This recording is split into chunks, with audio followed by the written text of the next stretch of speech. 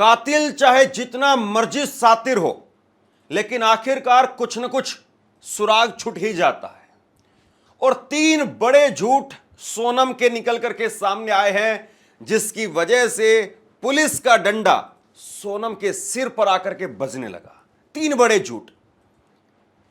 एक तरीके से कहें तो सोनम के केस में सबसे अहम अगर कोई कड़ी है जिसने सोनम को पूरी तरह से एक्सपोज कर दिया, तो वो है ये शख्स, ये अल्बर्ट, जो कि सोनम और राजा का गाइड था।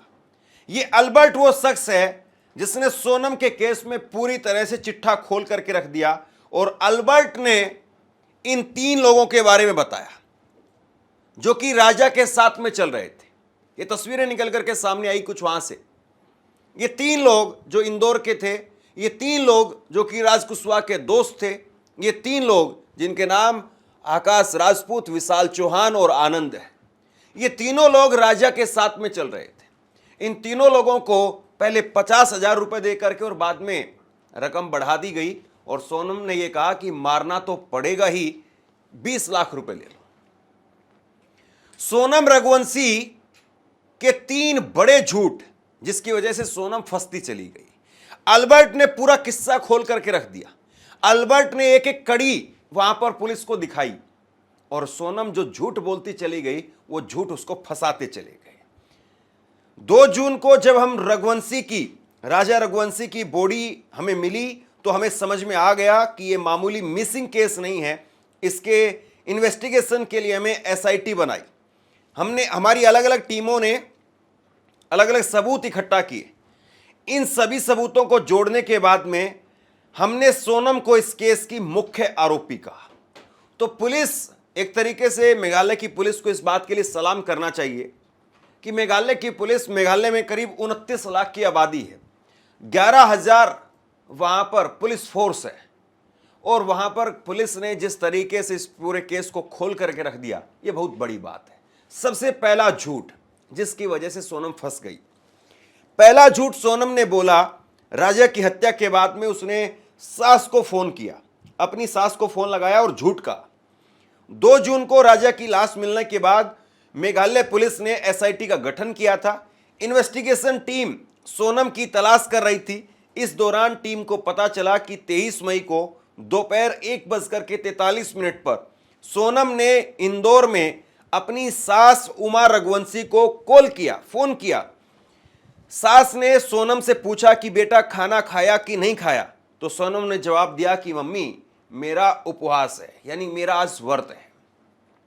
लेकिन पुलिस इन्वेस्टिगेशन में जो सच्चाई निकल करके सामने आई है वो कुछ अलग ही है। एसआईटी की एक टीम ने सिपारा होम स्टे के संचालक से पूछताछ की, तो उसने बताया कि 23 मई को सोनम लौटी थी और उसने बढ़िया खाना खाया था। उसके साथ राजा नहीं था। सास उमा के साथ में सोनम की बातचीत और होम स्टे के संचालक के बयान में विरोधाभास था, जिसकी वजह से पुलिस को शक हुआ। देखिए दोस्तों, सबसे बड़ी बात यह है, वैसे तो कोई भी कह सकता है कि खाना खाना नहीं खाना ये कोई बहुत बड़ा जो है वो झूठ नहीं है, लेकिन आप जब ये कह रहे हैं कि नहीं मेरा एकादशी का व्रत है, 23 मई को एकादशी थी और एकादशी का व्रत जो है वो सोनम ने बताया और उसकी सास ने कहा कि बेटा जो भी वहां पर व्रत का सामान मिले उसको खा लो, लेकिन सोनम ने कहा कि मैंने एक कॉफी वहां पर ली और कॉफी अच्छी नहीं थी, मैंने कॉफी फेंक दी। लेकिन सबसे बड़ी बात यह है कि 23 तारीख को उसकी हत्या की गई और हत्या के बाद में सोनम आती है होटल के अंदर और वहां पर आकर के बढ़िया खाना खाती है। यहीं से पुलिस को बड़ा शक हो गया कि 23 तारीख को हत्या हुई और हत्या के बाद में कैसे सोनम ने आकर के खाना खा लिया। अगर उसके साथ में लूट हुई होती, उसके साथ में डकैती हुई होती, कोई जोर जबरदस्ती की गई होती, तो डरी सहमी रहती, वो चुपचाप वहां से भाग करके आती तो भी समझ में आता। लेकिन वहां पर उसने खूब शानदार तरीके से खाना खाया। पहले उन 3 लड़कों को विदा कर दिया और उसके बाद में सोनम ने यहां पर अच्छा शानदार खाना खाया। दूसरा झूठ गाइड के बयान के बाद में कॉल डिटेल्स खंगाली। पुलिस को दूसरा क्लू मवाला खयात के गाइड अल्बर्ट पेड ने दिया। उसने बताया कि 23 मई की सुबह 10 बजे राजा और सोनम को 3 अन्य पर्यटकों के साथ में नोगरियात से मवाला ख्यात के बीच में देखा गया। तीनों पर्यटक राजा के साथ आगे चल रहे थे जबकि सोनम पीछे चल रही थी। वे सभी हिंदी में बात कर रहे थे। मैं केवल खासी और अंग्रेजी ही जानता हूं, खासी यानी वहां की लोकल भाषा मेघालय की, इसलिए मैं समझ नहीं पा रहा था कि वो क्या बोल रहे हैं। अल्बर्ट ने पुलिस को बताया कि वह राजा और सोनम को इसलिए जानता है क्योंकि उसने एक दिन पहले ही उन्हें नोगरियात तक चढ़ने के लिए अपनी सेवाएं देने की पेशकश की थी, लेकिन उन्होंने मना कर दिया। उन्होंने दूसरे गाइड वार्नशाई की सेवाएं ली, मतलब इन्होंने अपना गाइड भी बदल दिया। इन्होंने जो है वो पूरी कोशिश की कि किसी भी तरीके से हमारा कोई सबूत बचे नहीं, यहाँ पर कोई भी ऐसा आदमी होना नहीं चाहिए जो हमारे साथ में ज़्यादा घुल मिल जाए, जो हमारे ऊपर शक करे, कल को अगर पूछताछ हो तो कुछ बता पाए। इसलिए उन्होंने गाइड अलग अलग करके लिए। पुलिस इन्वेस्टिगेशन में पता चला कि अल्बर्ट के बयान के बाद में पुलिस ने राजा और सोनम की मोबाइल टावर लोकेशन और कॉल डिटेल्स निकाली। इससे पता चला कि सोनम जिंदा है और राजा की पोस्टमार्टम रिपोर्ट में मरने की टाइमिंग और सोनम की सास से बातचीत की टाइमिंग से भी ये पता चला कि जिस समय सोनम ने अपनी सास से बात की यानी 23 मई को दोपहर 1:43 पर, इसके आधे घंटे बाद में ही राजा का कत्ल किया गया था।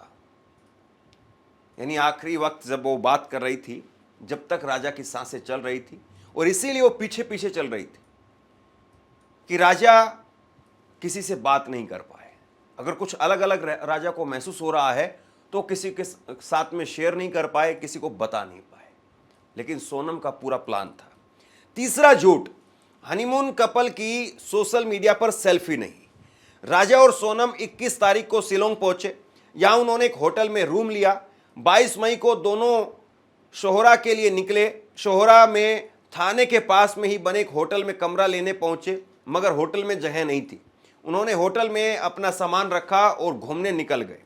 इसी दिन मावला ख्यात गांव पहुंचे और सोहरा पुलिस थाना क्षेत्र के नोगरियात गांव में लिविंग रूट ब्रिज देखने के लिए स्कूटर किराए पर लिया। पुलिस के मुताबिक वो एक रात के लिए होम स्टे में रुके और अगले दिन मवाल ख्यात लौटने के लिए चेकआउट किया। अब पुलिस इन्वेस्टिगेशन में जो है वो सच्चाई निकल करके सामने आई है कि हनीमून पर आने वाले कपल अक्सर अपने सोशल मीडिया अकाउंट्स पर हनीमून की तस्वीरें अपलोड करते हैं। पुलिस ने जब दोनों के अकाउंट्स खंगाले तो उनकी एक भी तस्वीर नहीं थी, जबकि वे ऐसी कई जगहों पर घूमने गए थे जहां अक्सर कपल सेल्फी लेते हैं। पुलिस ने जब इसका साइकोलॉजिकल असेसमेंट किया तो पता चला कि सोनम और राजा के बीच में सब कुछ अच्छा नहीं था। इस बात को समझिए दोस्तों, कल जब मैंने ये तस्वीर आपको दिखाई थी तो इस वक्त उस तस्वीर में साफ तौर पर दिख रहा था कि राजा की जो फैमिली है वो पूरी तरह से सोशल मीडिया पर एक्टिव थी।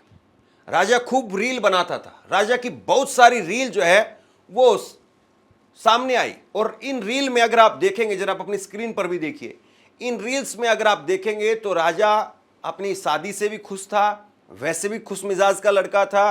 कोई ऐसा नहीं था कि जिसको कैमरे से परहेज हो या अपनी फोटो खिंचवाने का चाव नहीं हो, या यूं कहें कि गुमसुम सा रहने वाला कोई लड़का हो। ना तो उसको शादी से दिक्कत थी, ना वो गुमसुम रहने वाला लड़का था, ना वो सोशल मीडिया से दूर रहने वाला लड़का था। लेकिन कैसे सोनम ने उसको बिल्कुल दूर कर दिया। हनीमून पर वो जब जा रहे हैं तो ना एयरपोर्ट की कोई तस्वीर है, ना हवाई जहाज की कोई तस्वीर है, सिर्फ एक फोटो थी जिसमें उसकी चैन दिखाई दे रही थी, जिसमें उसकी मां ने कह दिया कि ये चैन बेटा क्यों पहन करके गए हो। 2.5-3 लाख रुपए की चैन थी। मां को डर ये था कि कहीं पर ऐसा ना हो कि इस चैन के जरिए बेटे का कहीं पर कुछ नुकसान हो जाए, क्योंकि आमतौर पर हम देखते हैं कि कोई ज़्यादा मालदार अगर कोई चीज़ पहन करके जाता है, ज़्यादा कीमती अगर कोई सामान कोई पहन करके जाता है तो उसके साथ में छीना झपटी की जो है वो कई बार इस तरह की वारदात हो जाती है। लेकिन सोचिए कि उसके बाद में, उस एक फोटो के बाद में, जब वो चेन वाली बात राजा की मां ने पकड़ ली और राजा ने कहा कि मैं चेन नहीं पहन करके आना चाह रहा था, सोनम ने मुझे बोला चेन पहनने के लिए, जब ये बात राजा की मां ने पकड़ ली तो सोनम ने फोटो खिंचवाना और फोटो घर पर भेजना बंद कर दिया। सोनम को या फिर उसके परिवार को या फिर राजा को और उसके परिवार को, सोचिए जरा उनके बारे में। वो लोग बार बार कह रहे होंगे, और जब न्यूली कोई किसी की मैरिड होती है तो बार बार कहा जाता है कि भाभी फोटो भेजो, भैया फोटो भेजो। कोई जो है वो बुआ की लड़की जो है वो जिद करती है, या कोई छोटा बच्चा वो जिद कर लेता है, या कोई दोस्त जिद करता है, या साली जिद कर लेती है। कोई ना कोई परिवार में रिश्तेदार ऐसा होता है जो जिद करते हैं कि फोटो भेजो। और न्यूली मैरिड कपल का यही काम होता है कि खटाखट खटाखट अपनी जो हसीन यादें हैं उनको कैमरे में कैद कर लें, लेकिन इन्होंने एक भी फोटो नहीं खींची। यह अपने आप में बहुत सरप्राइजिंग था। तो इस तरीके से सोनम जो है वो पकड़ में आती चली गई, और मेघालय पुलिस ने सोनम को आखिरकार दबोच लिया।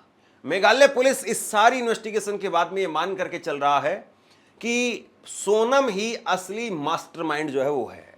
अब देखना यही है कि इस पूरी कहानी में जो तार निकल करके सामने आ रहे हैं, जो एक के बाद एक डॉटेड डॉटेड बने हुए हैं, क्या वाकई इसमें कोई और भी एंगल है, या पुलिस जिस एंगल से इन्वेस्टिगेशन कर रही है बस वही आखिरी एंगल है। आप क्या सोचते हैं नीचे कमेंट बॉक्स में लिख करके जरूर बताइए। धन्यवाद।